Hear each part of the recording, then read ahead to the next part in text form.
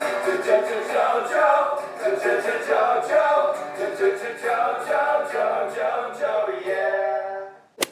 guys, thanks so much for listening to our podcast. If you could please follow us on Instagram at ENG Podcast and tag a friend, that'd be great. And if you haven't already, please rate and review us on iTunes. Hey guys, one last thing. On Instagram, make sure to check out and follow our friends at Bachelor_Nation, who we've teamed up with along with our sponsors to run giveaways and upcoming promotions, which include Skype dates with previous contestants. Thanks so much for listening. Today's episode of the ENG Podcast is sponsored by our good friends at Clothing by Owl. All you Bachelor fans will recognize this name as they are the company behind the hugely popular Wine Bachelor and Yoga Pants tank top. What you may not know is that they give back a percentage of every item sold to animal rescue, and that notable Bachelor alums like JoJo Fletcher, Caitlin Bristow, Lauren Bushnell, Ben Higgins, and Nick Vale are all huge supporters. We're happy to offer our listeners 20% off when you visit clothingbyowl.com. Simply add the discount code ENG, that's EANDG, to save on all your Bachelor gear. And be sure to follow them on social media at Clothing by Owl. Geoff and I are doggy dads, which is why we're so excited to be partnering with our newest sponsor, Puppies Make Me Happy. They have a super simple mission to make the happiest clothes on earth, which they do. And we know our listeners will love this brand just as much as we do. Plus, we're excited to help spread a little happiness ourselves by offering listeners 20% off all merchandise by using discount code ENG. That's EANDG at checkout. Make sure to follow them on Instagram at Puppies Make Me Happy. Oh, little drummer boy, pum pum pum pum, bum bum bum bum. Dude, these new headphones and microphone use, I think I can sing, dude. Let's get into the podcast. Can we start this already? I am jacked up, man. This is gonna be a fun one. So pumped, dude. This is gonna be good, man. I was thinking this is why we started this podcast, man, so we could just catch up, have the conversations we'd always have, just me to you. Now we got some listeners, and so I think they're gonna be interested on this. It's like, especially if you haven't watched the show yet. Great way to tell my wife I need to talk to Ian for an hour. And the headphones and the mic setup, man, it's great. I was 100% singing into my microphone before you called, so dude, I'm right back at you. A little background on you and singing. You were very obsessed with that singing app where you can auto-tune your voice and sing duets with people for, I'd say, a solid month, dude. You would just send me, like, dude, check out my duet with this girl. And your voice was so auto-tuned and shitty, dude. And you were like, I'm pretty good. I'm like, that's so tweaked, bro. Like, you tweaked that so much. And you're first of all, you're being mean right now. No, first of all, man. I mean, I've heard you sing. You have a fucking terrible voice. I know I do. Let me say this, man. My voice is horrible. Much like dancing, I like to sing, I like to dance, and I'm probably terrible at fucking both of them, dude. And guess what? It doesn't matter because it's super fun, man. So yeah. I know it's fun, dude. It's a good release, dude. It's goofy. You're just having a good time, and that app is hilarious. I'm just saying it was funny because I would get like 3 a day of like full songs of you and some random chick that you're like, I found this girl, dude. She's really good. And the thing that was funny is the girl usually was really good. Like, you'd find good singers to sing with, and then yours was like, totally. Super auto-tuned. What a dick, dude. You would come in and go, ooh, girl. It was so... You have the audacity to say this to someone who has done karaoke with you numerous occasions, including in fucking Japan, dude. And I know how you sing, man. So it's like I'm taking where this is coming from, and it just sounds like hate, man. It sounds like hate. Do you get the point, dude? I know I suck is the point. You're probably better singing than me. You're still fucking horrible, dude. As long as I got you to just admit that, I'm good. I wasn't trying to hide it. Dude, that's one thing I wish I was a good singer. I'm so bad at singing. Like, it's really bad. And it sucks, right? That's a dirty trick, by the way. We're about to get in this Black Mirror talk. But just think about that, dude. The dirty trick the mind plays on you. Because I don't care what anyone says, dude. When I sing, I sound a lot better in my head than if you record me and I have to watch it back. When I watch it back, I'm like, that is like... somebody stepping on a dead cat or like a fucking cat, not a dead cat.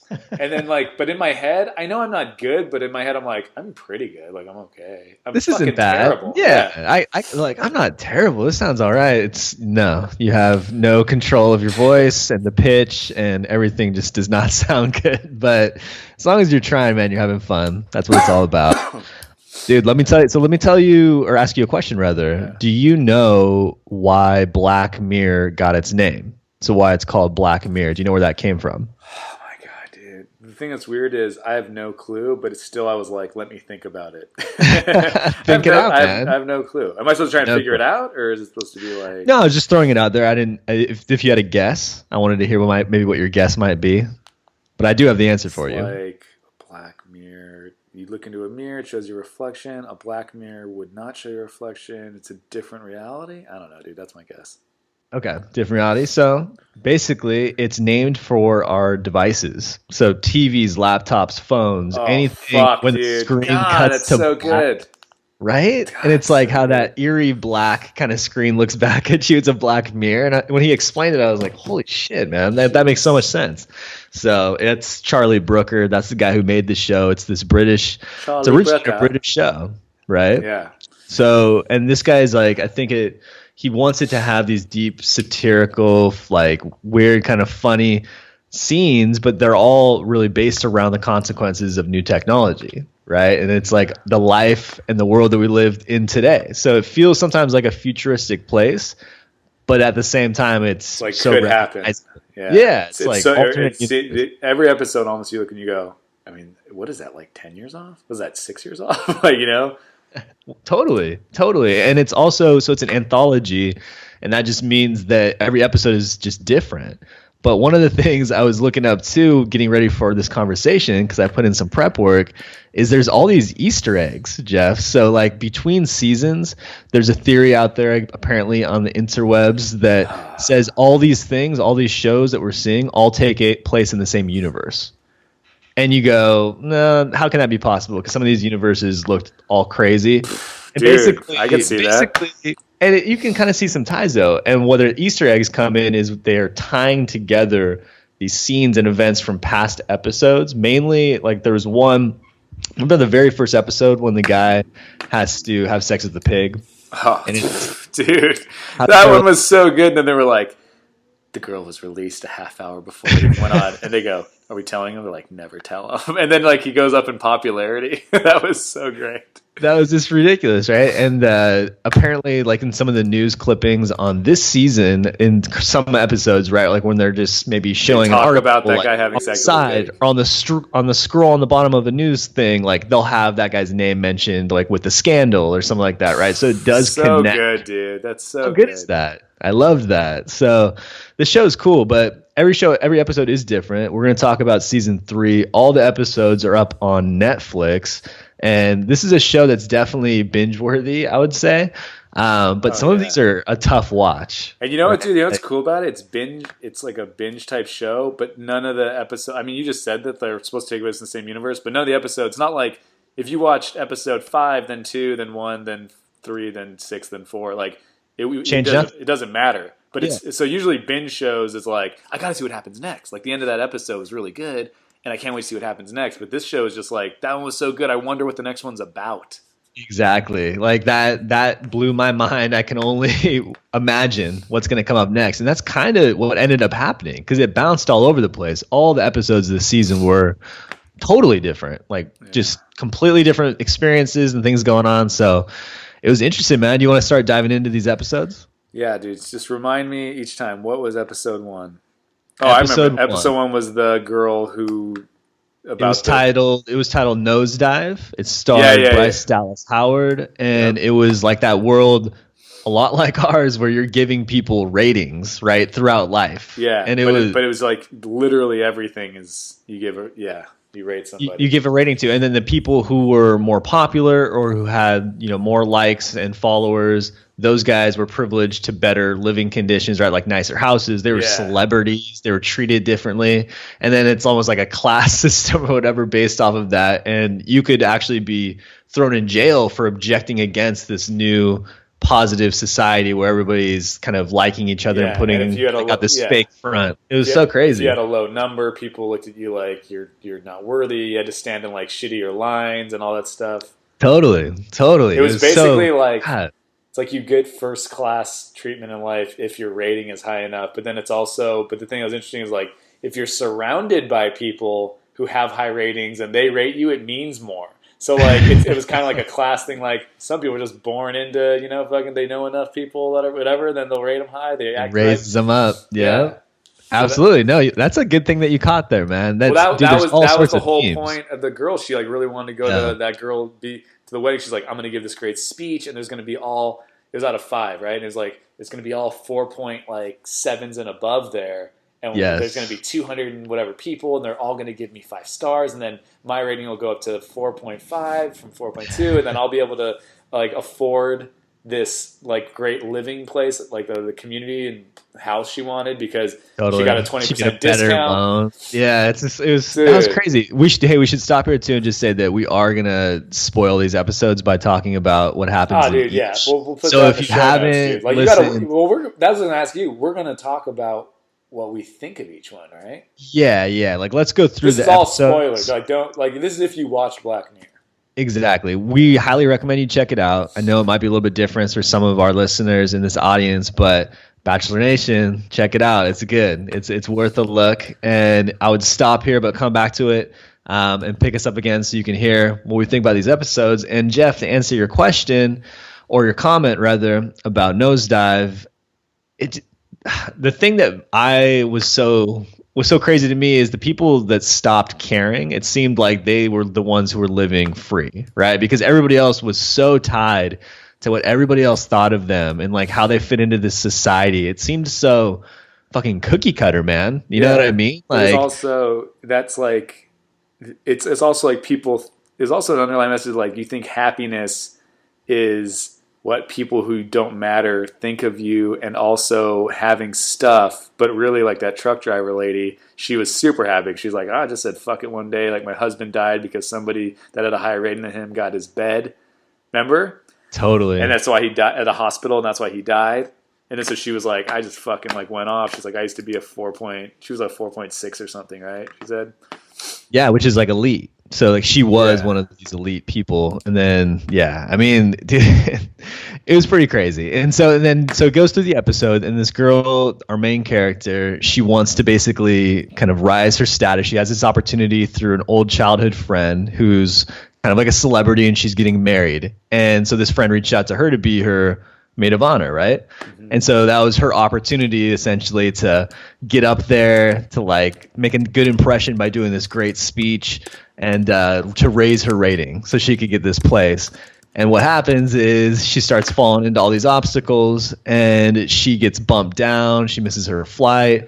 She gets drastically bumped down, right? Yeah, she flips out on the ladies. They call security. He takes a full point away so that she couldn't even, Totally. And so she couldn't like rent the proper car. Like she gets this kind of ghetto car, and she's driving up there, and she's just determined to make it. So ultimately she makes it to this wedding through the bushes, just looking fucking crazy. Shit. Oh, but also, dude, you're skipping the part where on her way to the wedding, when she's going through whatever like complete hell to get there, the girl calls her and like, just like, don't show up, because she misses the rehearsal dinner. She's like, don't show up. And then the girl was like, what are you talking about? She's like, you're 2.6. Like, I don't know what you've been doing or whatever. She's like, and she goes, so what? Like, you know, we're still best friends. What about like Mr. Rags, like her little fucking childhood toy that they made together, whatever. And she's like, don't show up. Like, you're not invited. She's like, when I invited you, you were a 4.2. And like, on all the tests we ran, like, that played well. Me inviting with 4 points. Yeah. It ultimately would only help her. That's what she was concerned about. She was concerned with helping her own fucking score, even though her score was already super fucking high. Right? And then so she goes, and it's funny because she was talking down, like the girl was Bryce Dallas Howard was a 4.2, which is good. It's really good. But she's right there. She's right on the cusp. Yeah, but it's not like elite. So I think if it was like 4.5 and above, you were like, that's what you wanted to be. So. Yeah, so she was like, it looked good having a 4.2 there for like sentimental reasons. She's like, now she's like, there's no way I can have a 2.6 at my wedding. And then she just crashes this wedding, basically grabs the mic and Must Be Heard, and kind of goes into her speech, but then ultimately just kind of ends up saying fuck it, right? Like I can't really remember all the details. Do you remember exactly what she was saying? She didn't go into her speech right away. What she did was like go into this crazy rant. She was Yeah. she was nuts, and then she finally started to try and do her speech. You know, she said a bunch. You know, she went way off the rails. Way off the rails, dude. And they ultimately grabbed her. And they show everyone at the thing just rate, like you hear the ratings, which is hilarious. So like you just hear like beep, beep, beep, beep, like she's just fucking getting like knocked down as she talks. How great was that? That was cracking me up. It's like those are the little details though that make that show so good, because it's just like these people. It's like this is a universe. Like it's everybody's playing this exact same game. Like they're very involved in it. And so the end scene, we find her in jail. So she's locked up. I think she was down to a 0, right? Like she just basically, they ran her into the ground. So then she's thrown in jail. And across from her, there's a guy who's also in jail. And he's staring at her. And they start to have like a little back and forth. And that was hilarious. That's how it ended on kind of like this. They had found freedom by saying, fuck it. Like, we don't want to do this anymore. Right? Like, how do you get out of jail? That was my other question. Oh, yeah. That was the thing that was funny. It was like, I didn't know that either. Because they're stuck in these things. They start cussing each other out. And clearly they're just being mean because they haven't been able to do that in so long. Totally. That's, 100%, man. Like, they felt that freedom. That's what I was talking about. You know what else is funny is her brother, if you remember, was like a 3.7. And she was looking down on him because he was a 3.7. She was a 4.2. And she said, you know, I never brought guys over because I couldn't like stand them seeing fucking 3.7 like loser brother. And I remember saying to Christy, because the way the character, her brother in the show, I go, I think if I lived in this world, I'd probably be around a 3.7 just because like I like that guy was like a cool dude, but he like didn't give a fuck to like kiss everyone's ass. I was gonna say, because you really have to ham it up. Like people are expecting that, man. I think I'd be a 3.7, dude. What do you think you'd be? I think you'd be a fucking 4 or 5 for like business reasons. But like then when you talk to me, I'd be like your one friend. You're like, dude, but I really don't give a fuck. And I'd be like, you give a fuck, dude. You care, man. You're in the system. You're like, I'm just gonna do my own thing. I'm like, you're part of the system, man. I'm a pretty likable person in person, so I like impressing people. So that'd be fun, man. What do you think you'd be? I think I'd be in the 4s for sure. I don't think I'd be like elite, but I'd be in the 4s. I'm not an asshole, man. I'm a good guy. This is based on like how I'm not an asshole either. I just think I don't think I'd be as high as you because I can't do the fucking fake shit sometimes. Though sometimes you gotta fake it a little bit though, or ham it up maybe. Dude, I'm feed off people. Cordial and respectful to everybody. I can't overdo it, bro. I can't be like, "What's up, Yeah. man? Oh, you're looking good, dude. You've been fucking working out. I'm gonna blow my fucking brains out." It's an energy thing, man. You got to match energy for energy. It's like then it's a good place. That's how. Where would you be in the bonds 4s, are built? dude? I know you're thinking of a number and you're trying not to say it out loud. Where would you be in the 4s? No, I like about a 4.5, 4.6. That's fucking right there, elite, dude. That's up in the elite. That's right there on like that cusp, though. The cusp. You earlier fucking go back. Did you said 4.2? She was on the cusp. Now you're on the cusp at 4.6. That's right there. That's like right up against the cusp. Really, you're probably right now. Like I think you're more correct now because at that girl's wedding it was all 4.7s and above, which was like whoa. That was like that's what I'm saying, man. Like they were the elite of the elite. So you think you'd be a 4.6? What do you think I'd be? Huh?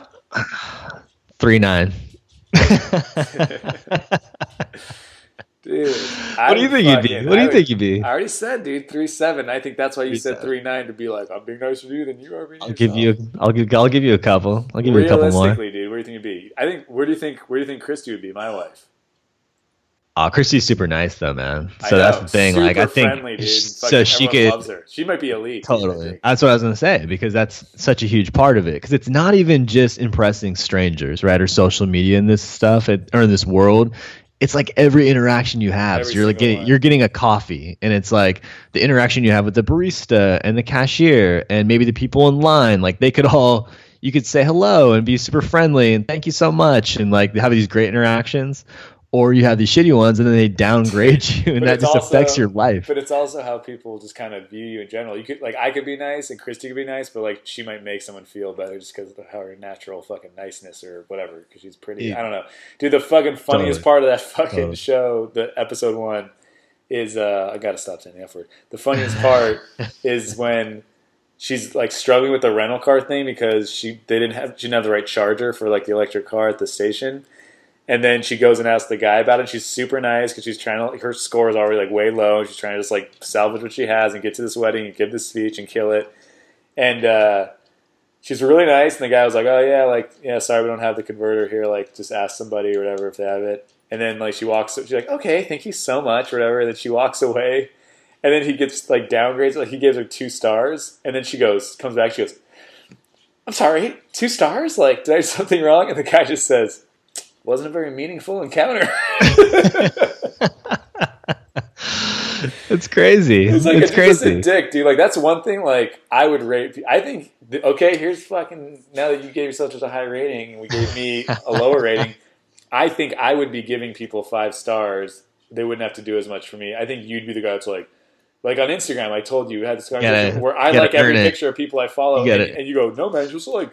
I go, I don't. If I'm following I don't look at your pictures and go, "Did Ian knock it out of the park with this picture? Should I double tap it or no?" Like I just like whatever. To clarify, you jump on Instagram, and what you're saying is in your feed, every single picture that comes up on your feed, you like. That's what you do, dude, right? I sometimes click some sponsored shit because I don't. Well, because I'm following these people, dude. I don't follow people I don't know. I totally understand what you're saying, but for me, like I like a picture that I'm like, oh, I like that picture. Other pictures are cool. I'm not saying I don't like it, Geoff. I'm just saying, like, you're looking at it. I'm scrolling through it, and I'm saying like, oh, it's interesting, or like, okay, that's cool. Like, but when I like something, it's like, oh, I really like that's really cool. That's a awesome shot. That's a cool fucking story. I get it, dude. So thank you for that quote. Thank you for that inspirational pose. My point is, Ian, that you agree that in this world, you would have a higher rating, but you would also rate people lower, and I would have a lower rating, and I would rate people higher. So therefore, I'm a nicer person than you, but you come off like a nicer person. Did we just fucking solve that? I like how you did that. That's kind of the backdrop for the show too, though, right? I mean, how interesting is that? That's so funny. Like you can't be elite with being. You can't be yourself. Like no one that was elite seemed like they were being themselves. Oh yeah, no. Like totally. the guy that was a 3.7, her brother, like that guy seemed like he was like, like he was a fine person or whatever. He's a nice guy, but he wasn't gonna over fucking cheese it for everybody.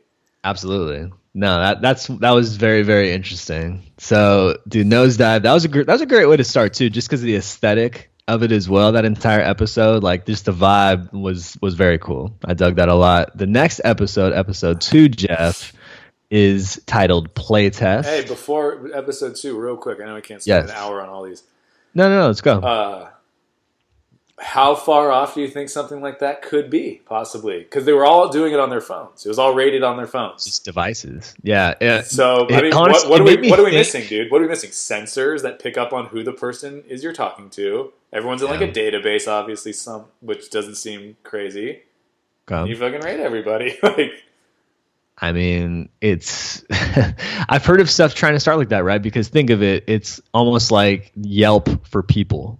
Right? It's like you can leave people like a review about Geoff. Like what if everywhere you go, like someone could just pull up like interactions that you've had and they could like leave negative feedback and then all that shit just shows up. Like in a digital world, in my mind, that might not be that far away. That's what I'm saying. Right?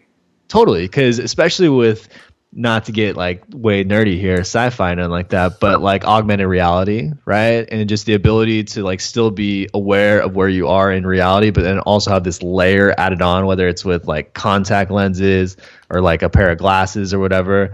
And you have a layer, right? Like you would theoretically be able to walk up to someone and have all kind of like their Facebook profile, maybe their social media streams, things they've said, like pictures, and know all the stuff about them. So yeah, I mean, I don't necessarily see that being too far out there, right? I mean, I could see something like that happening in 5 years, dude. I could see 5 years. President Trump, man. We'll see. Listen, a lot of people have rated me low. Okay, those people are losers. That'd be so funny. I see I have a 1.8. All right. Okay. That's a lie. It's rigged. Everybody knows. Trump would definitely be, not to get way too ahead, Trump would be the guy in Hated in the Nation who is the guy who is the most hated. So we'll just leave it at that for now. But the final episode, Trump would be that guy. Playtest, Geoff. Playtest was episode 2. Okay. Oh, yeah. This was the one where we are following a backpacker who's abroad. He had his father died, right, when he was back home. And so he left, and He's he traveling. left. He's having a great time. Like He's having a great time, but going it's all important over the to world. it's important to say that he left his mother behind. Like, so like his dad died and he couldn't really handle that, and so he left, and he's been on this Europe trip doing his thing, but meanwhile, like, his mom's been kind of on her own, right? Like, that's the vibe that the show gave. And his mom kept calling and he wouldn't pick it His up. mom kept calling him. Yeah, at one point he says because he didn't know what to say to her, you know. Yeah. So that's kind of the backdrop. He gets to this city. He tries to go pull out some money. He's unable to. He meets this girl, right? They have this great night. They hook up, and he's talking with her about like, I need to make some extra money. They start going through what was like, because his bank account was fucking it's like frozen, or he just didn't have access to it. So so he starts looking through like, the classifieds or whatever, right? And comes across this posting about a video game thing, and the girl recognizes the name of the company and is like, oh, they're cutting edge, like that sounds legit, blah blah blah, and they set it up for him, and that's like what he ends up going to do, right? I mean, from there the episode is basically just the experience that unfolds. Yeah. So well, dude, the thing is, let me ask you this, because I mean, people that are listening to this, they watched it, right? So we're jumping. I'm just kind of giving the narrative a little bit, but that's what happened. But I'm saying the part where the girl really comes in, and she feels real or whatever. Remember, because like the whole thing is like he's in this like haunted house type of thing, or like he's in his house all night and it's being monitored, and only his like whatever his projections or something are the only things. But like this scary guy scared him from behind. He could touch through him and stuff. Like it wasn't really there. And then the girl that he slept with, like she shows up and he thinks she's fake. She thinks she's like a projection, and then he realizes like he's touching her and she's real. And then they get in this like weird fucking fight. She's like, "Why do you think you're here? Like I'm the one that told you about this. Like don't you think it's weird that like your account was frozen? Like I'm the one that did this when whatever." Like she planned it, and then she feels real. Then they get in this weird fight, and then what was that, dude? And then like he rips her face off, and she's like this kind of monster. And then he ends up stabbing. Like she stabs him, and then he ends up killing her, and then she disappears, and she wasn't really there. Dude, I mean, what you just said is chaos, right? Like even now, like I was trying to follow that, like track that. What was that? Saying everything, like that was. I have no idea. That was part of his mind, though. According to how it ended, we're like. After it ended, because the whole VR thing, right? So it's like, so they implant a chip, and that's where shit got fucking real, right? Because then it's like linked up to just everything, your whole fucking body, like your nervous system, right? So because it can totally just like hijack everything you're seeing. And I say that because it's tied to you, and apparently also pulls from your specific like worst fears and like memories, right? Because it's all personalized. So like it's this scary fucking twisted haunted house that only you can see in a world that like you're helping to generate. It's a fucking weird concept, man. Yeah, very trippy. So it was super. This one was my least favorite. I tell you why, but like the thing that where that episode goes, it ends at the house where like he keeps forgetting. Like they get him to a room, then they go like because the girl's talking to him in his ear. Like he has an earpiece, and she's like, guiding him. Yeah, basically like, haha, we got you or something. Like, look in the mirror. Like, do you even recognize yourself? Who are you? Like, what's your name? Like, you don't know anything anymore, which was like his big fear because his dad had that, right? Alzheimer's. His dad has Alzheimer's. And then it ends with like him on the floor mumbling, and they finally get the thing out or whatever, and they're like, sorry, like, we're really sorry. It didn't work. Like, it looks like this happened, and basically you're all fucked up. Like, too bad, basically. We really apologize, And then he like wakes up from that. Like that didn't happen, and then it shows him. I forgot exactly what happened. Kept going, man. It was just layers, right? And then he goes home, and then they show him like traveling all the way home. He sees his mom. Then his mom was like kind of weird, she's like, "I gotta call you" or something. He's like, "I'm right here," and he's like screaming at his mom. Then he wakes up again, and that wasn't real, and he was just plugged into the chair. And they go, "That was 1 second." Yep. And they were like, and so his brain did all of that in like, and then it turned out when she typed it into the thing. It was 0.4 seconds or something. It was less than half a second. And the reason it like went all completely crazy too, by the way, you got to remember this, right? Is why he died, right? Because he had his cell phone, bro. And the cell phone was turned off, and then the lady left the room, left the phone there. Apparently, there's no cameras. Like, what the hell is that about? No security. And I thought that was weird too. There's no camera. Dude, he pulls out his phone. He takes like a classified picture of this gear he's about to put on for this gaming experience, so he could send it to that girl to make a bunch of extra money by leaking it to the press. And he sends it, and he leaves his phone on. And apparently, I think this is right. Like when he put on that gear, his mom called him, dude. And that's what like fried his brain. Like there was like a weird interference thing. I'm pretty sure that's what they say. Yeah. So like, then that's what's like a trip, right? Because then like ultimately in his experience, he goes and he finds his mom, and like that's where it just like short circuits or whatever. That was nuts. You're right. And then you're right. So then it turned out that he never even went to the room to do the thing with the lead developer guy. He never did get plugged in that room because that never happened. And he just died when the cell phone rang, and it was 0.4 seconds. 0.04 seconds. 0.04 seconds. Yeah, so it was like right when it happened, basically. Yeah. He had all those thoughts, and then he just died. And that's the other thing too about it was there was like, oh, what happened? It's like, oh yeah, I guess it was like cell phone interference. Like, okay, and then they just show her like they put him in a body bag, like no one cares, and nonchalantly writes like cell phone interference 0.04 seconds, like it was no big deal. And he's a human being. Like that was what was fucked up too, man. So it was human trials in a real way. So that was interesting. That type of shit, I could see. I know that seems insane, but I can see something like that happening, like right now. I think there might be technology for that because if you think about it, you know when you dream, have you ever heard anyone talk about this? First off, all your dreams happen in the morning, like right before you wake up. They say like dreams. Because those are the ones you can remember, or just so they say volume. When you're in like REM fucking 5 or whatever, they say I think I'm right about this. They say you're not dreaming in that. You're just fucking out, right? But like when you're dreaming is when you're in like REM 1 and 2, maybe 3, I don't know. So like it's when you're like falling asleep when you're waking up. But like you know those dreams you have, you're like, man, I was dreaming about that all night. You dreamt about that for like 2 seconds or something. Yeah, I mean that. So that is really weird. I can see, dude. I can see there being technology right now where it's like we can put you in like to a dream mode where it really was like, oh, that was 5 seconds, and you're like, really? I just fucking ran a marathon with my friend Ian. Like, you know what I mean? Like, dude, I mean these are like so many science fiction like tropes or ideas or whatever you want to call them, like.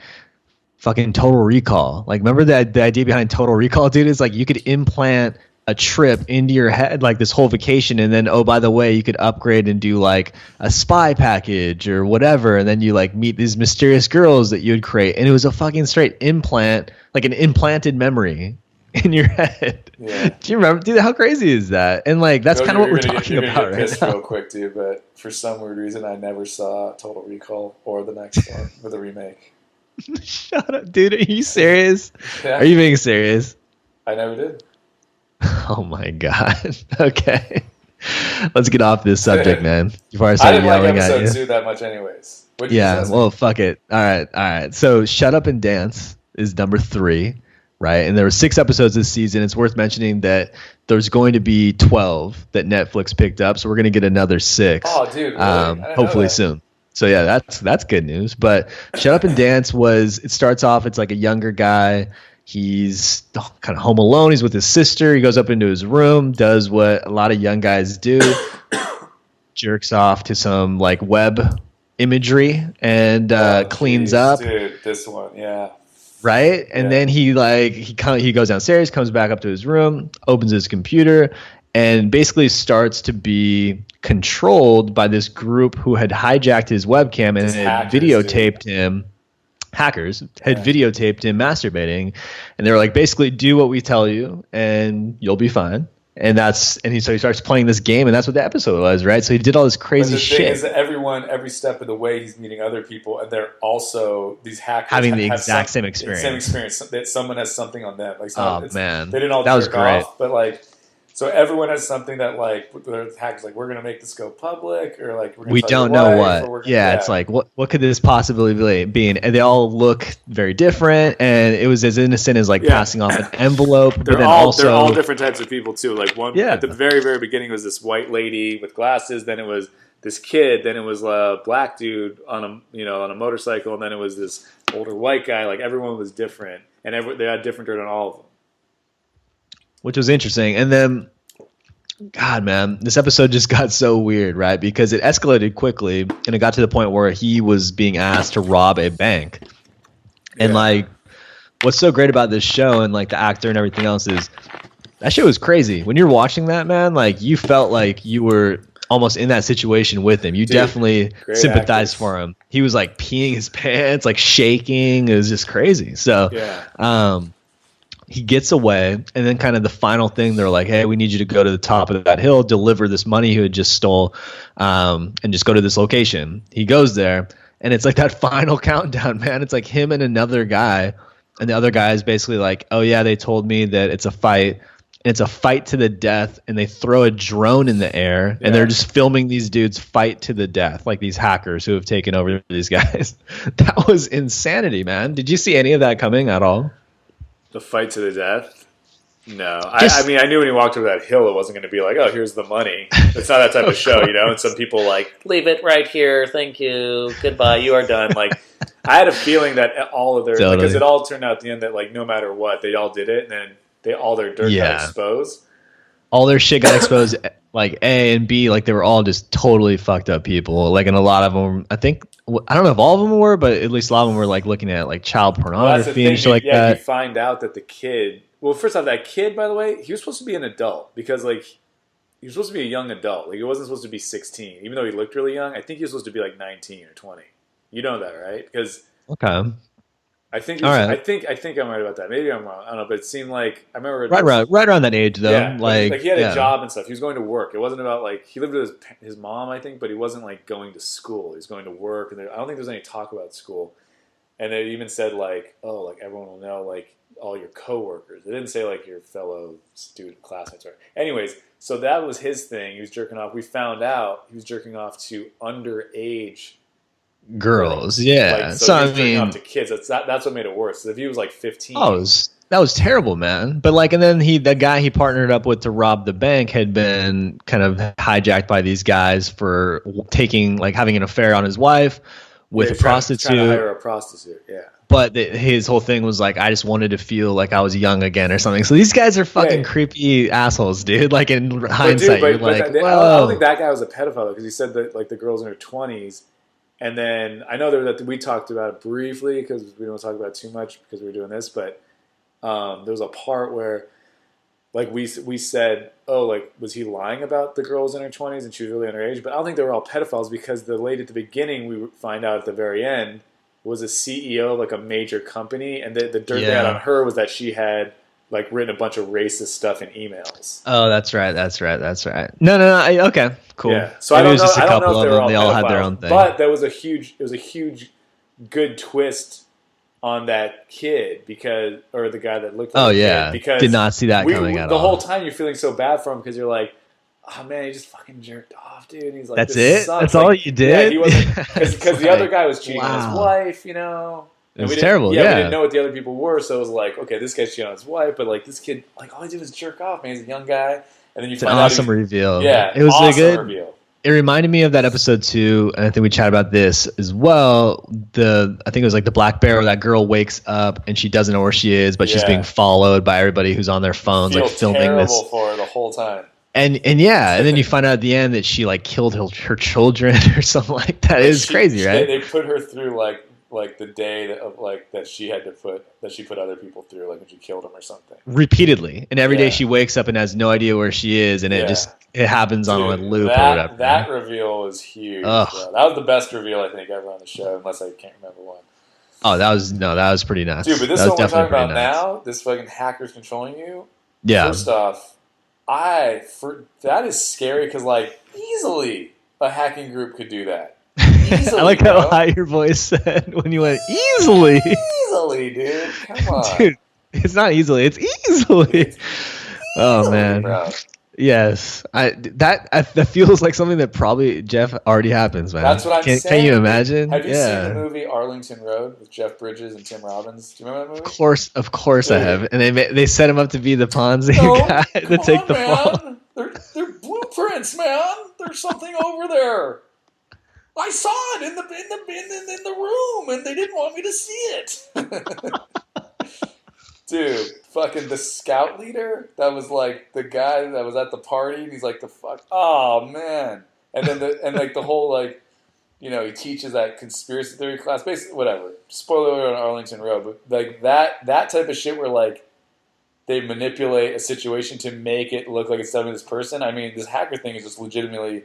Everybody has dirt, dude. That was the whole point. Like, I'm not writing racist emails. I'm not jerking off to fucking child porn. I'm not fucking getting. But dude, or whatever. it's like topical, right? I mean, with all the hacker shit, obviously currently dominating the news, and dude. I mean, it's that just literally when you said like, oh yeah, it probably like does go on. Dude, some hackers could fucking hack us and make us do shit, dude. And it's like, totally. You know what I mean? Totally. That is so scary.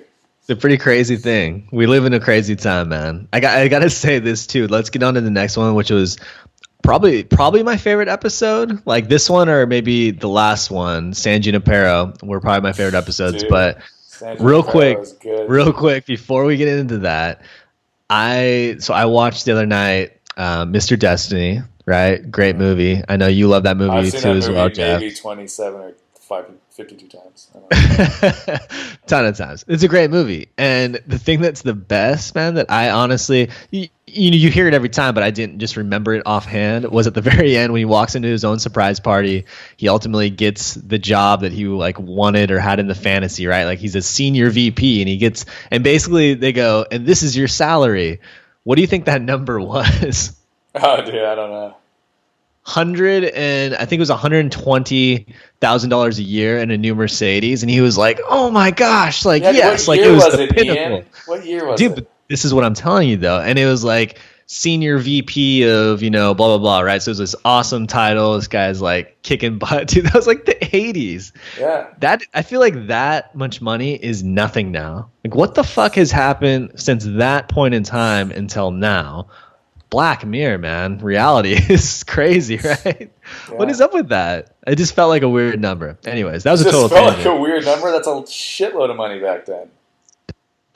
But I'm saying, how is that not translatable to today's time, man? Like inflation? Dude. Yeah, what do you mean? Just like, it's like the easiest question ever. Things cost more now. There's more money, so it's not worth as much. There's more money out there. I don't like it, Jeff. I don't like it. Bring Bernie back. All right, so San Junipero, man. San Junipero was an amazing episode. Before I even start recapping, you obviously remember this episode. It's the one where we get a glimpse at the artificial afterlife, right? I mean, this is an easy one to recap. We can talk about the fucking what happens at the end, but basically, it is you basically get a choice when you're gonna die if you want to just die, like the way we die, where, depending on your religion or whatever, like, basically we don't know exactly what happens. But that's what me and Ian think, but whatever. Anything's possible. But then, absolutely. But then you can do that, or you can live, you can, like, test out when you're already knowing you're going to die. You can test out this place called San Junipero, which is, it looked like just like an island or a beach community where everyone does parties, and you can go to any year you want. Like, whatever your favorite era was, you can go to that. And let me just kind of so awesome, dude, so awesome. It's crazy because it's like my favorite. Easily, dude. So because what we could do is, like, as old men, or if you were sick or like you were on your deathbed, you could have your fucking consciousness uploaded into a virtual reality system, and you get to where you could live. If in the episode they were old, but you can live as your younger selves, dude. You live as your younger self, like whatever you want that to be. Prime of your life or whatever, dude. Yeah, that's just a crazy thought, right? And then it's like the whole thing. Like we always say, like, oh man, I wish I had my brain and knowledge now when I was 20 or whatever, you know what I mean, like 10 years ago. No, everything. Like, that's basically what it is. You get to live with all your knowledge of everything in your prime, like young youth, physical condition, all that, dude. That was such a good one. And there was an out.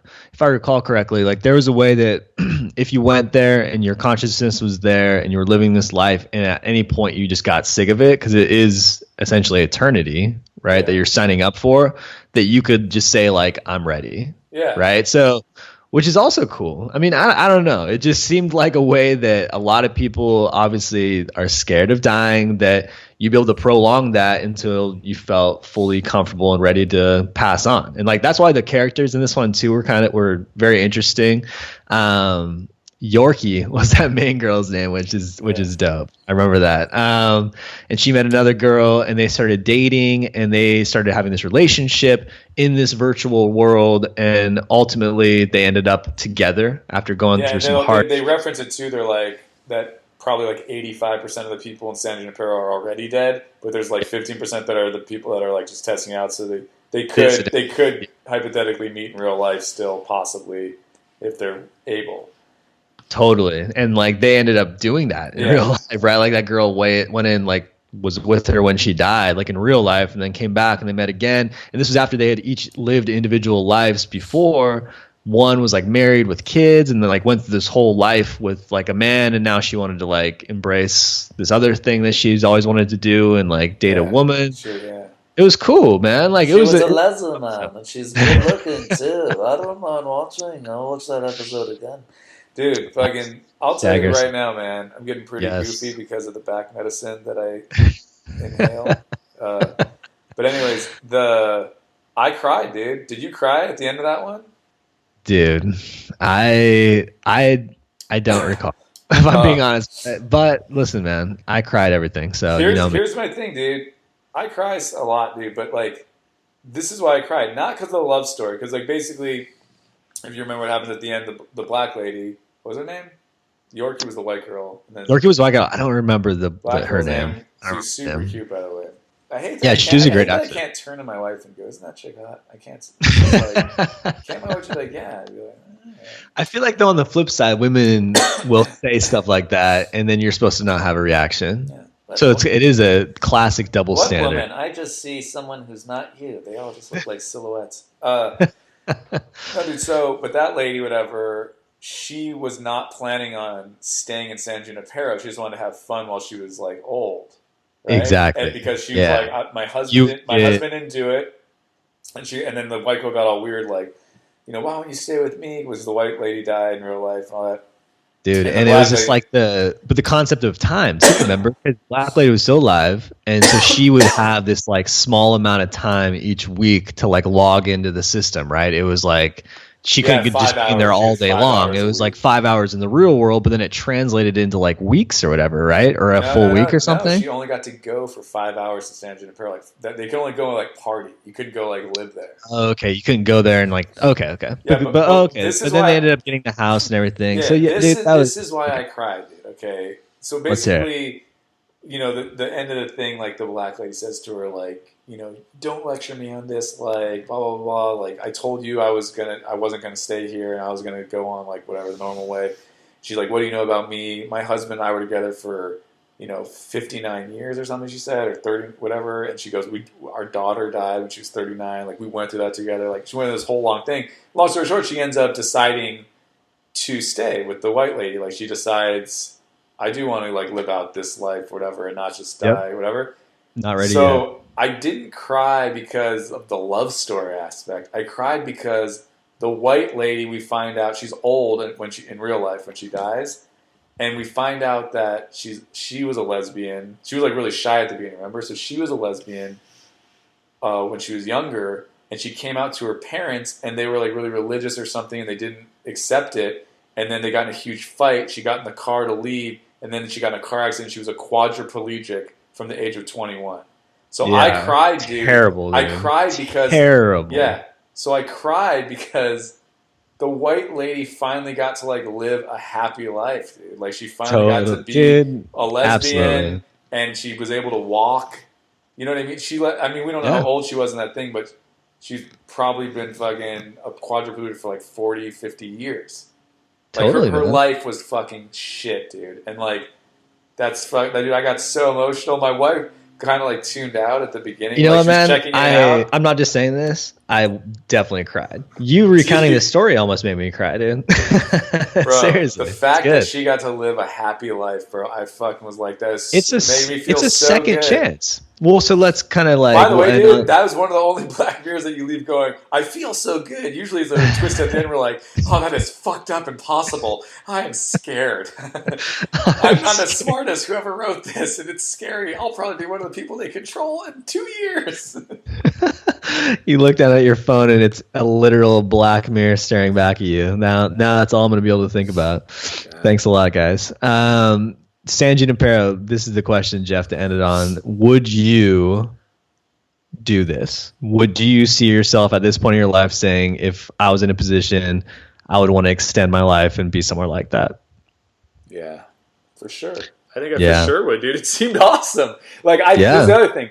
The other thing that's weird is, it's cool that you get to check it out too. Like Yeah. you were saying that earlier. It's cool that you can like see what it's like first, and you're like, oh, okay. but here's my maybe thing, dude. Do you still, when you're in San Junipero, they don't really address this, are you still like a human? Because if you have the same if it's like your consciousness, right? Because I don't care what, like, you know, you could do something and it's, oh my God, it's the best time ever. If you did it every day, it's not.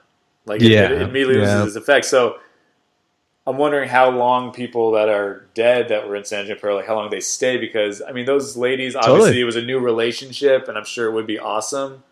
But once you know you're dead, and you're just living in this reality, but you know you're dead, and it feels real, but you know you're dead, if the relationship you fucking go through a bad couple of months, it'd be like, all right, well, I'm fucking... I'm just going to go. Unless there's someone else in San Junipero you had your eye on. Like, you know what I mean? Like, I'd be like, well, I think I'm going to totally die now. I like how the future, dying, and then in your afterlife having to go through another breakup before you can move on, dude. That's kind of heartbreaking, man. Like, that's supposed to be a good place. Are you positive that they're able to check out of the San Junipero? Or was it like a full-time choice? I'm fairly certain. I'm sure we could do a quick Google on that. I love that they went and put them all in the thing. You know, like where at the very end you see like where they put their little pods or whatever. Yeah. Oh, and it's just like this huge network of people's consciousness living on after their death. Whoa, dude! Super nuts. Mind blown. And you know how that's going to play in? Let's bring it back to today. Is if we can figure out a way to kind of load consciousness, right? Ultimately to like some sort of artificial intelligence, that's what people and like scientists and other folks think can ultimately spread humanity across the galaxy, because we cannot solve like space travel and the time it takes. And so to have like our DNA essentially be able to be passed on and to start a new society on another planet, that might not be us necessarily leaving this planet on spacecraft someday. That might be just like our DNA and everything else just finding a place where it could like survive on. What? How fucking weird is that? The fuck, dude? My brain just took a dump on my spine. That was a little bit of a tangent, but I know you're in a good mindset to hear that. So it was Whoa, dude. It's interesting though, right? I mean, that's today. That's right now they're talking about that stuff. Like, how do we get to that place? So it's very interesting. But I was trying to explain what a space wormhole was to Christy the other day. She was like, all right, are you going to take out the trash? And I'm like, look at this piece of paper. It's like, this is point A, this is point B. You fold the paper. That's a wormhole. She goes, just fucking throw the paper away and take out the trash. Just go away. See, next that's episode. funny. Christy's so different than me. I remember doing the San Junipero. I go, man, you ever think, like, what do you think happens when you die? Christy goes, you go to heaven. And I go, what? That's all you, what? She goes, I go, she has an answer, Geoff. That's the thing, though. So dude, she fucking probably sleeps better at night, man. She's confident, you know? Dude, San Junipero, bro. That'd be interesting. That'd be interesting, man. Be super interesting. So, dude, let's get on to the next one, which was Men Against Fire was the title, and it had a war theme to it, but it was almost like because it started in like for most of the episode, you think it's essentially a zombie apocalypse, right? Yeah, and it's yeah. We're following these badass like Marine guys in a special unit who go out and basically hunt these things. Hunt them, yeah. Yeah. And so, you're thinking like, oh yeah, man, you got to kill them. They're fucking disgusting creatures, and they're gonna kill everybody if you don't kill them first. Absolutely. And so it's this, so we see a couple scenes play out along those lines, and then there's a scene where our main character that we're following, he has like, what was that? There's like a device that was emitted and it messed with this implant that he had in his brain. And so he starts getting these weird kind of flashbacks and all these kind of like weird experiences. And the next time he goes out, the software in his brain completely breaks down. And he sees what he's actually trying to kill, which he saw before as being the zombie character, as just a regular person, like a human being. Yeah. Kids, dude, like just what the fuck. And so he realizes, wow, something's crazy, like something's definitely wrong. He gets shot, they take him away. Long story short, that was pretty fucked up though, and that girl came and tracked him down and then killed those two people. I mean, granted, she didn't know because she was still under the That's the point, dude. It's like you hate her then, but it's like she doesn't know. She just sees this fucking in her. Yeah, she's like, what do you think? So it's man, and then the big bombshells, dude. That was the best part of this episode, was when then that guy is in the white room and our boy from House of Cards comes in. That was good to see that guy again, by the way. Oh, what? Dude, Stamper. Douglas. Dude, you know that Doug Stamper from House of Cards is based on the guy, Doug Band, who runs the Teneo company. It was the whole like Clinton Foundation like scam thing. Really? Oh yeah, my like God. the guy that was like Clinton's right hand. That the House of Cards is supposed to be like kind of like loosely based on the Clintons. That's what's so funny about it. When people are like, I don't think they're corrupt. It's like the fucking show is kind of like based on them. Super interesting, dude. Well, and this is what happens, right? So he's in the room. The guy comes in, and he starts talking about what's happened to this guy's brain, and gets into why they've essentially had to put a layer of virtual reality on top of it to help these guys, right, in warfare, and that all these stats and what I later learned, I was curious, right, when they were rattling off those stats about like the reluctancy to fire in past wars, and like how like most people will shoot over someone's head purposefully, even though they know that their life's at risk because they just simply don't want to kill anybody, and that like 20% in situations are the ones who can ultimately actually fire. Just crazy stuff. You're like, whoa, that's nuts. And so the purpose behind it does make sense, but then in reality, they're just killing other people because we've decided that we want to eliminate them from our gene pool. Yeah. That was the whole fucking thing, right? You're like, whoa. Yeah, he was like, come on, they're more prone to this and more of that. It's a master cleanse. Yeah, it's Shit was crazy. It's not going to be good. Dude, so yeah, anyway, like that backdrop was obviously fucked up. It's like, oh, wow, so outside of this, like in the quote-unquote real world of where you are now, like shit is nuts, man. It's like a genocide of like just people, not even like races, just like we don't like your genes, your gene pool, you're out of here. Yeah, that was crazy. So anyways, that episode was nuts, man. Like the military, you know, you gotta think that this is stuff that they're working on, thinking about. Like they're always trying to make our soldiers safer, and like that's what we want to have happen, right? But it's like this is just like that super soldier shit, man. This is like universal soldier, dude. Like how far away? We've been saying it for years. Like, how far away is stuff like that? I don't know. It's interesting. That thing was like it was a weird thing though, man. Because if you think about it, this was weird about that. Besides everything, what if like it would help soldiers not come back fucked up? You know what I mean? Like it was weird on the level of like, it's just people deciding that these other people don't deserve to live, and like that's what war is. Helped with it, like eliminated PTSD. Dude, no, there was all these like, great. Dude, yeah. So it's like multiple levels. Like war is bad because it's like, you know, people have to die and they're just other people too, but we see them as not as important as us or like worse than us, and they need to go. Like that's whatever. There's that, and then there's also like, if I was a fucking soldier, dude, I'd like that fucking thing though, because then. It's like this, it's sick to say, but like then you feel like you're taking out a monster. You're not taking out just another person, like dude. Another human being. It was like they called them roaches, dude. Yeah, and fucking roaches.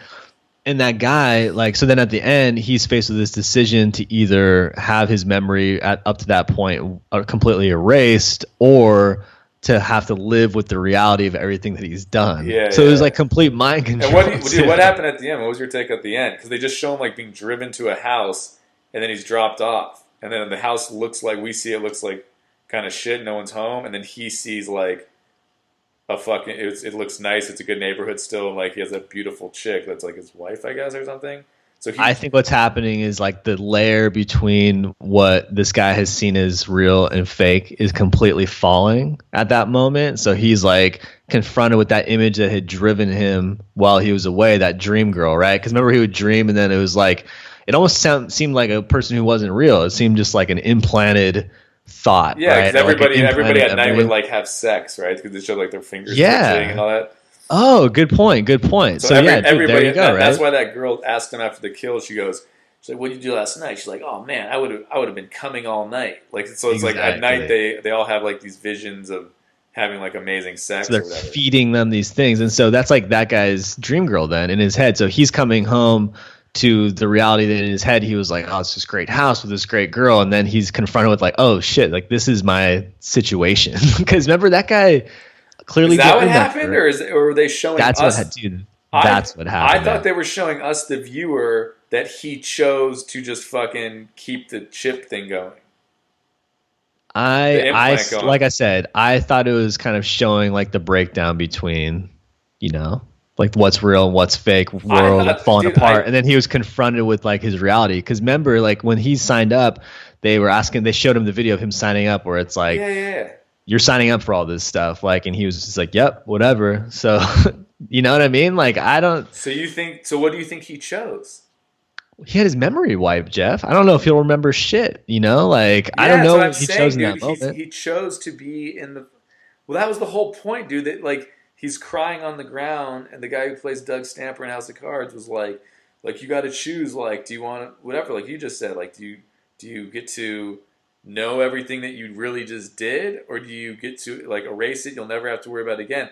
I think he erased it because they showed his eyes when he showed up at the house. Yeah, no, he you're right about that. So just to clarify, he returned to his picture of what the house is, right, with his dream girl in it. And but in reality, we saw the reality like break down and show that he was actually just living in some fucking shitty house, right? Yeah. So it up and everything. Yeah. You're right about that. That one was layered, bro. Like fucking wedding cake, and I'm not gonna like that episode. All right, girl, what do we have next? Hated in the Nation. So this one was like one for me. For some reason, I can't remember every. This is the one that felt like a movie. I think it was the longest episode of the season. Oh, I remember this one. Yeah. It was an hour and like 32 minutes or something. Yeah, and it was okay. So and it's a detective case, and so we're following a female detective, and it looks like we're in maybe like London, something like that. And she is investigating a murder, right? And she gets a new partner, this girl Blue, who has this background. You skipped ahead. I mean, at the very beginning, they show a lady who basically wrote an article, and everyone hated what she said in the article. You're right. Get into that. About somebody who was paralyzed. So everyone's like, "Hey, you fucking bitch," or whatever, and she's like, "Oh," on the street, people are cussing at her, and everyone hates her. She gets a cake delivered to her house. She fucking eats a little bit of the cake. The cake says, like, fucking bitch, right? And then it said something terrible because, dude, she posted like a clickbait article about making fun of someone in like a wheelchair or something like that. Like it was something terrible, right? So it was like she brought it on herself. They never even told us what it was, but like everyone online, the point is everyone online was like shitting on her, like, "Oh, go fucking kill yourself," blah blah blah, all this stuff. You suck. You're a terrible person. Yeah. So all right. So you pick up from there, dude. Go ahead. So then that's who gets murdered. So just to like catch up to where I was, I guess the detective that we're following as the main character shows up to this murder scene. So Jeff, you just kind of went back a little bit prior to where I was at. Yeah. But that's where she's introduced to her new partner, and then we learn that this could be part of maybe like a larger scale happening, right? Not necessarily a serial killer, but that something's going on, and that it's because they found these bees that are like electronic devices that have their own systems, right? Like that, but they're there to help repollinate because the bee population has lowered to the point where they need them. And so this is like their second season, and that these bees are found in these fucking people's brain, right? Is that what happens? Yeah. Okay. So they're found in the reporter or the lady writes a column, and then like they make a comment at the police station like, "Oh, like everyone was like really shitting on her." So that's the thing, they're thinking like, "Oh, did someone kill her because she's so hated?" And then they go, well, it's just going to be somebody else like soon, and then everyone goes, Turk. It's this rapper who like made fun of this kid who was like his big fan who was backstage like ready to meet him on the show. He's like, kid can't dance, the kid's terrible. Come on, guys. And everyone was like, so then everyone online the next day was like, fuck Turk, like Turk sucks, death to Turk, whatever. They were downrating that guy like crazy from episode 1, but then it gets to the point where he actually ends up dying. And there's this hashtag thing that's trending on like their Twitter, essentially, that says hashtag death2. And it starts to become a trending hashtag. And then it's like this game, right? Where they go, you type in death to whoever you want to see die. So all these people online, that's what they would write. Like, so and that's how the writer died too. She had the most that day. She had the most that day. And then there was like a contest that was set up by the guy who kind of created all of it, right? To say like, you guys pick who's going to die next. And then the prime minister was at the top of that list. And so this dude's freaking out and he's trying to get everybody out there trying to like get to the bottom of who's responsible for this, how is this happening. And we meet the people who had developed the bees and learn that they are not in control of shit. And that was insane. And that the police had hijacked these things. And as part of the agreement to let them proceed with the program, they had to have video cameras. And so just all these fucking millions of bees or whatever that are around the city just see literally everything. And that they admit to like they've stopped all these crimes and these big things from happening, but they're just completely monitoring the public without their permission. Like that part was pretty crazy. And that felt like something that probably could definitely happen, right? And then there was like this big bad guy who was like essentially this terrorist, and it was a pretty crazy ending. So I don't know. Do you want to talk about the ending? What do you think? Oh, the lady like hunts him down, right? I'm gonna be honest with you. I kind of like nodded off. I was getting really tired, and I nodded off. I watched the whole thing, but I remember like I had to wake up and like rewind the last few minutes to see, because I remember like. So let me give like the final thing, and then we can talk about this because it's pretty crazy. So the death to hashtag continues to go and go and go, and at the end of the fucking episode, dude, it gets to the point to where the police are about to shut down this program from kicking in that the guy, the mastermind, had left behind. But this guy comes out of nowhere and is like, no, we must stop this right now. And he presses the button to execute this program. And it sends this alert out to every bee to go after anybody who had hashtagged a death to. Oh, yes. By geolocating them, like where they are, because everybody was linked up. Yeah, because the guy that made this worked for the bee company, but his friend that was like a woman, and people were kind of shitting on her once or something online, and she ended up killing herself. So he hates people that do that. So it was like it was a great. Yeah, that was a great ending. It was like his cleanse or whatever, right? Because it was just like, and then as a viewer though, you're watching that shit and you're like, well, I mean, I can speak for myself honestly too. Like, not even just saying this, like, I would not fucking hashtag that shit. I don't think you would either, unless you thought it was being like really like funny. But it would even, you know what I mean? It's just like dumb though. It's like I don't get people to do that, and there are so many people that do that shit, right? Someone maybe will leave a comment to us on our pod notes. So. Someone said death to us. You know what I'm saying? Maybe someone well now, dude. I don't know. Hopefully not, though. Give love to us. Everyone write death to our when you review our podcast, but then rate 5 stars. 5 stars, but death to. Let's get this going. Let's get this trending. But it was crazy, man. That was a crazy episode. So all these people died. So like that was the ending, though, right? It was like hundreds of thousands of people who had done the death to like fucking died all at once everywhere. It was insanity. So it was easily the most insane ending I'd seen in a while, bro.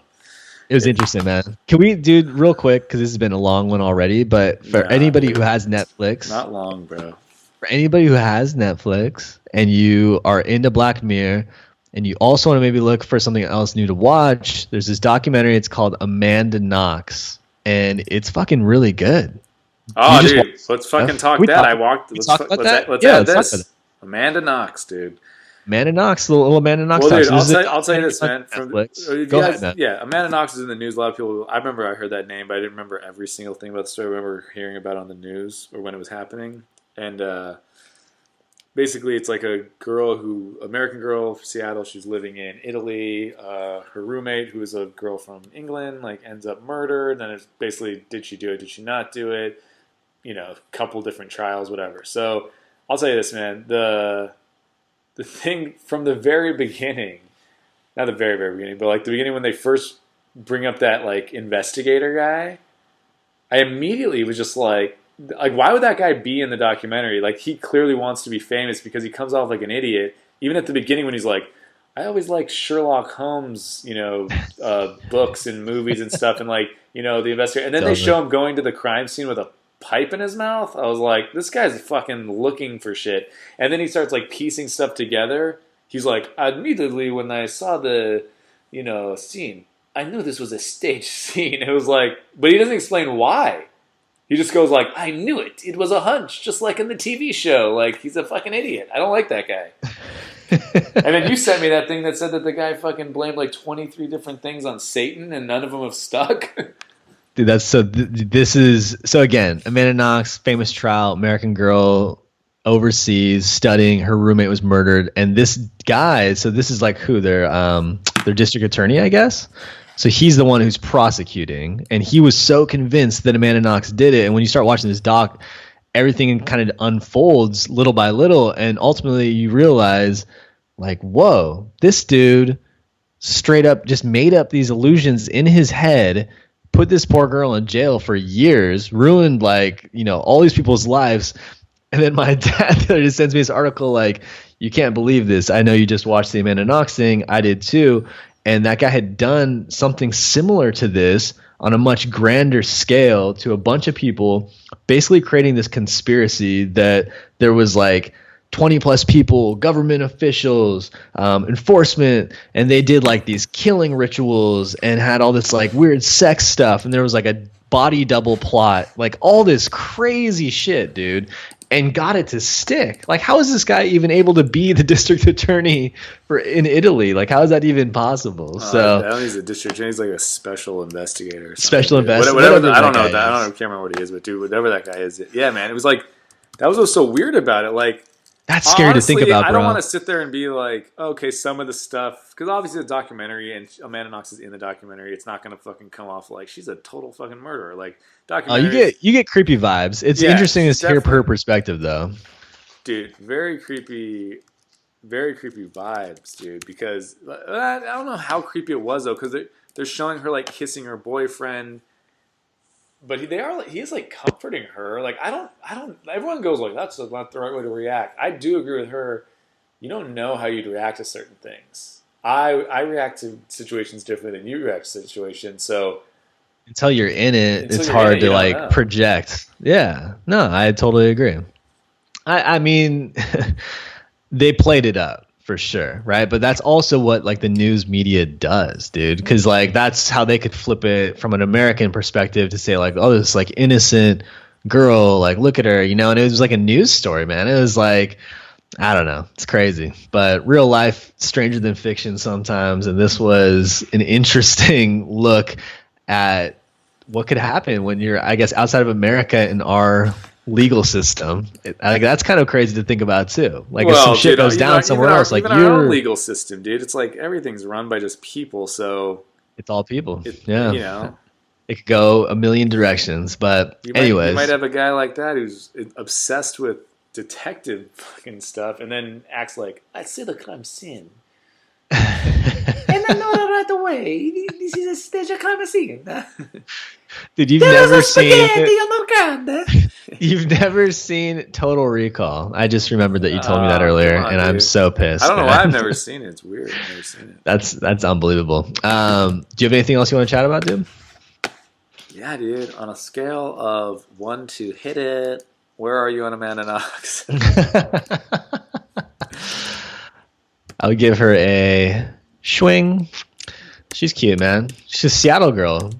She reminded me of a lot of people I knew. So, how old is she, dude? Where in Seattle? Oh, that's right. You're from Redmond. You didn't grow up with Amanda Knox, did you, bro? If you're really from Seattle, you fucking kick with Amanda Knox, bro. You know her, man. She was wearing some flannels. I think she's older though, right? I think she's younger than you. I think she's right around your age because she was Whatever the how math, weird. whatever the math was, dude. I'm pretty sure I was like, she's like 29 or 30, and Okay. you're 31 Well, with the there you ball go. sag of a 36-year-old. Let's be honest, dude. Just tell people the truth. Dude. This is Amanda, this is my takeaway. How old is Amanda Knox? 29. I told you, dude. 29 or 30. I thought. 29. Yeah. Wow. Okay. Is she Yeah, because from that'll Seattle, happen in Seattle? 2007. So there you go. Yeah, it says Seattle.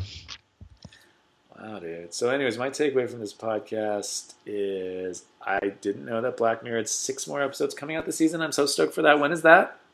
I have no idea, but I can't wait either. That'll be nice. My other It's takeaway- a fun show. It is a fun show. My other takeaway, sorry to cut you off, is that when we did what would we rate ourselves? What do we think we would get in that rating world? And what would we give people?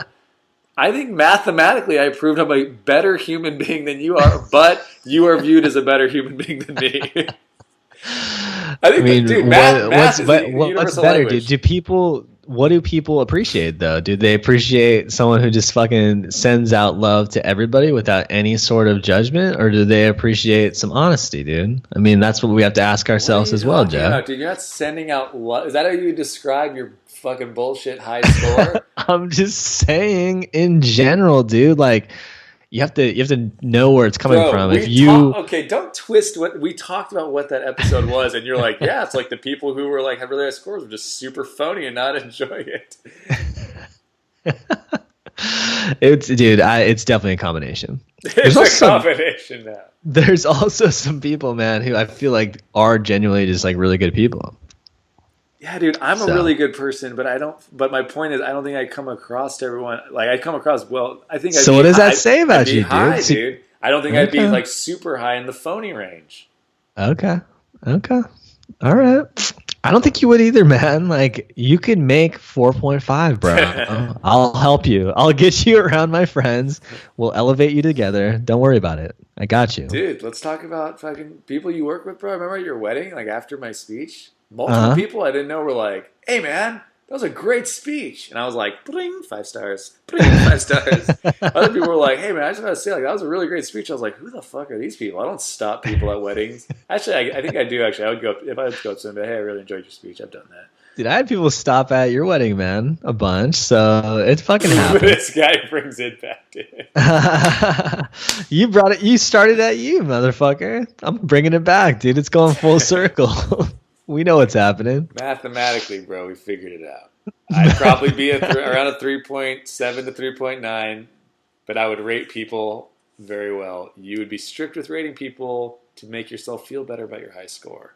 Can we so let's just say this too. So Bachelor audience and all listeners, thank you for checking us out. Definitely subscribe if you enjoyed this conversation. We are typically chatting Bachelor Nation, but the question is, do you guys have shows, movies, things that you want us to talk about? It is the off season, and Jeff and I are always game to play a little bit outside of the Bachelor universe as well. So just throwing that out there. I don't know, Jeff, do you have anything to add to that? Well, we got Lauren and Ben's show, there's somebody that randomly writes me on Twitter and will be like, why don't you get Lauren and Ben on your podcast so you could tell them to their face that their relationship is phony. It's like, first off, that's not how we would pitch for them to come on our podcast. Absolutely not. Yeah. Dude, and if we get Ben and Lauren on, I'm sucking some Ben dick, dude. I'm fucking kissing that guy's ass big time. Ben's a good dude, man. Great guy, dude. They're a fine couple. That show is staged as shit. They know it. Like this, we're not being mean. Like we're just kind of calling it how it is. Like they're awesome. Like the recap episodes are just basically us, me, these last couple at least, me just telling you what happened and you reacting. Like it's kind of like it's just a breakdown of what we just saw. Totally just reminded me I have to record the other episodes. Right? You're up, man. You're taking over for the next couple. So the name of the show is Lauren and Ben, or Ben and Lauren? Ben and Lauren Happily Ever After, Jeff. That's what it's called. All right. But dude, I'm going to DVR that. What if there's a Black Mirror episode about something that's like a Bachelor type show? Holy shit, would that be the best podcast ever? We would have to prep for that, dude.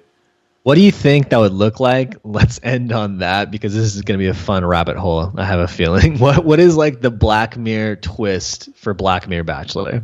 I think, dude, Dude, wow. It's a loaded Like question. my head It's a is loaded question. imploding right now. I know. Man, it's like it'd be something about how I think it might not be specifically Bachelor, but something about just reality TV and being famous just for being famous. I think there's going to be an episode about that. I could see the You know what I twist mean? I just being- need to get on TV there, then I'm worth something. Like your worth is whether or not anyone knows who you are. You know what I mean? It's not what type of person you are. It's like whether anyone knows who you are. You don't have to have talent. There's got to be a Black Mirror coming about that.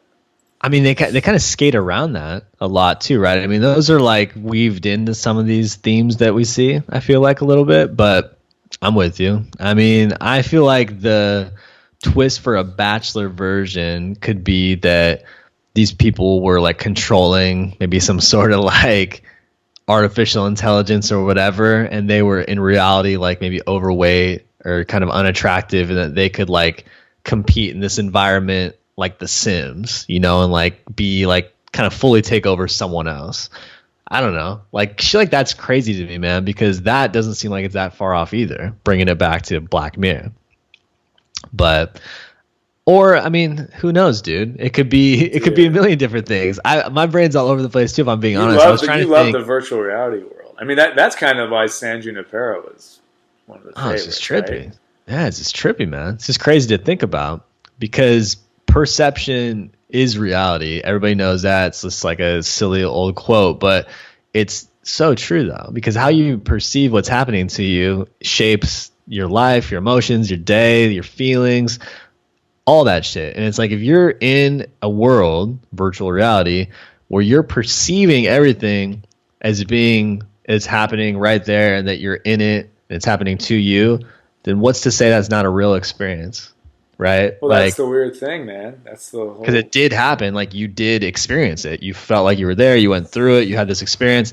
I mean, I don't even play fucking video games, dude. I play like retro video games. You know me. So I'm like arcade guy. But yeah, man, I don't know. So it's just weird to think about. But The Bachelor, we're gonna have to get a better plot there. I feel like there's some good ideas that you could get into on like a Black. You don't think there's going to be something about like you're famous just for being famous? I mean, again, I just feel like that's kind of weaved into some of the stuff that they've already done.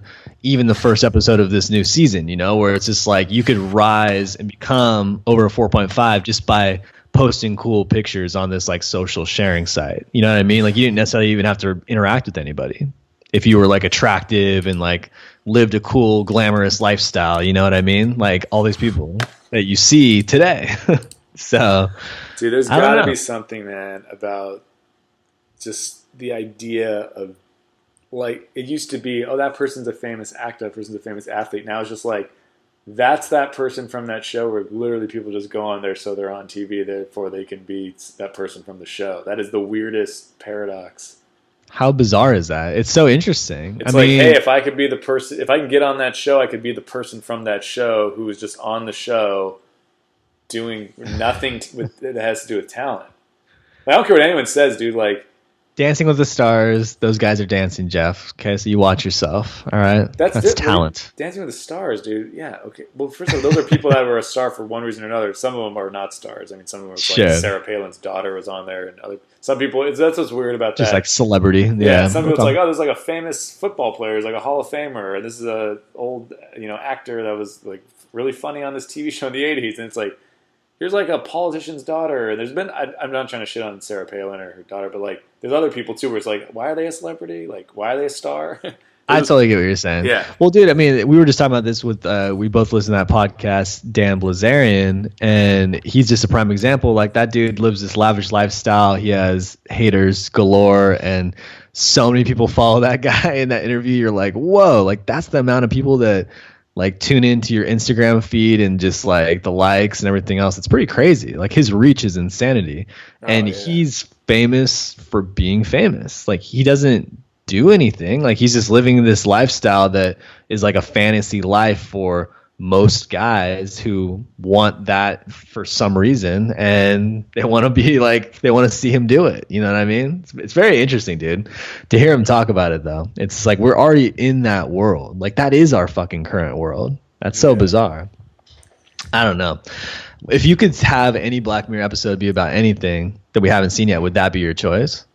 Or is there something like another topic that you'd want to like discuss or dive into? I was trying to think about that. Just things based off like, oh, there's the mic. Things based off like, yeah, for me, I think the famous just for being famous would be. I think they could do that. That'd be a good really one. Well.